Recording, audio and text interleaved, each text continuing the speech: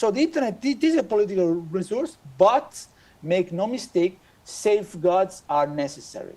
So the populist option of overriding parliaments is not compatible with democracy because it would produce a very dangerous form of instantaneous democracy in which there will be no space for the deliberation.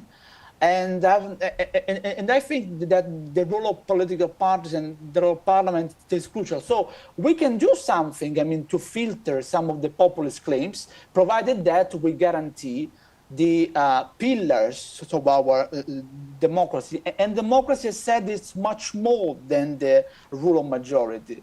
There was a great lawyer, Hans Kelsen, who once said that it is true that in democracy, the majority has the right to govern. But in order to have a majority, we must preserve minorities. And this is the essence of democracy. And that's why constitutionalism can give an added value to democracy. So this is my take on that. So I think that participation is important. It is important to transform, I mean, this distrust into an active democratic virtue, but we must at the same time preserve the deliberation and the role of politics. I mean, politics is not a bad thing. I mean, politics is good. The political compromise is always necessary, I mean, to build a better future. Thank you. Thank you so much. And I would move to one last question, because I know you are specialized on this and constitutional law and how we can fight populism. Which are the legal limitations in combating radicalization? Well, thanks indeed. Again, I mean, the answer depends on the legal context we take into account, as said. I mean, and also on what we mean by radicalization. And I mean, there are two major, I would say, models in comparative law.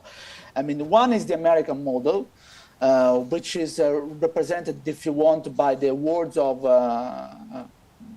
at that time, President Thomas Jefferson, who said that if there be any among us who wish to dissolve this union or to change the Republican form, let them stand undisturbed. So the idea is that free speech, I mean, should prevail always. But then we have another model, which is very important in Europe, and which is the model of militant democracy. So, I mean, the German model, according to which it is possible to ban some political parties if they are radical, if they are against the constitutional system. But both models have changed a lot. I mean, today I don't believe that the model of militant democracy can be used for these things, particularly when looking at populist movements. I think that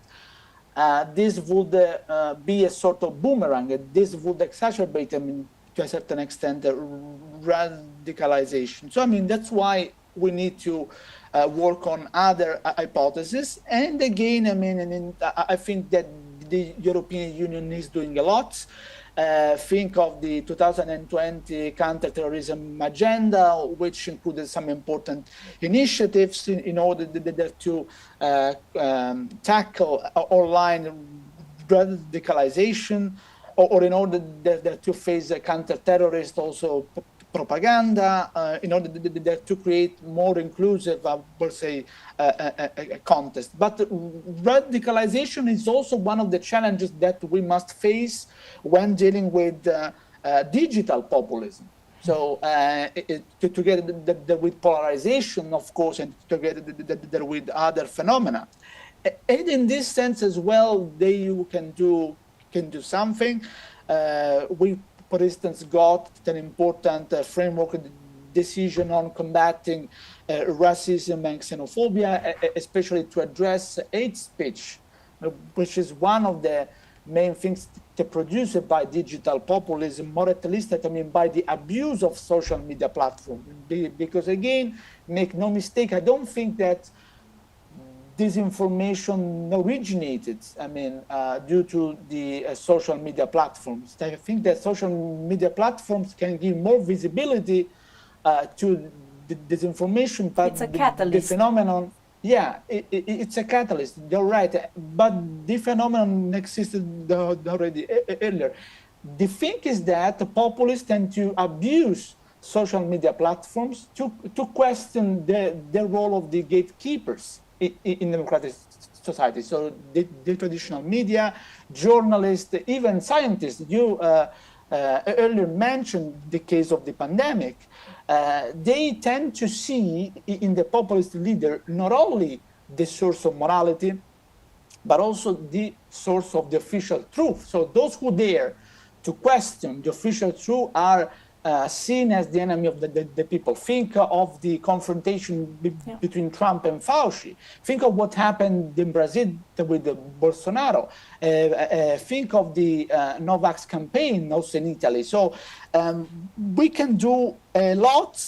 Again, here there are important codes of conduct promoted by the European Union on countering illegal hate speech online, plus a series of supranational initiatives, and again the Digital Services Act, which is not a remedy per se in this case, but which can again reinforce transparency, which is always helpful, to tackle this kind of radicalization. Thank you so much for these comments, because I think it's really important to understand that when it comes to using platforms online, it's radicalization, it's done in a very targeted manner. And yes, of course, there are the traditional media, but that type of media generally has an ethic and moral conduct, and it has to check the information and in such manner that it won't spread disinformation or misinformation. But in the social media environment, you can publish whatever you want. Of course, during the pandemic, we had filters that were put in place to combat certain ideas, and I think that was very important, the first step, but much more is to be done in this respect, because disinformation is not only targeting the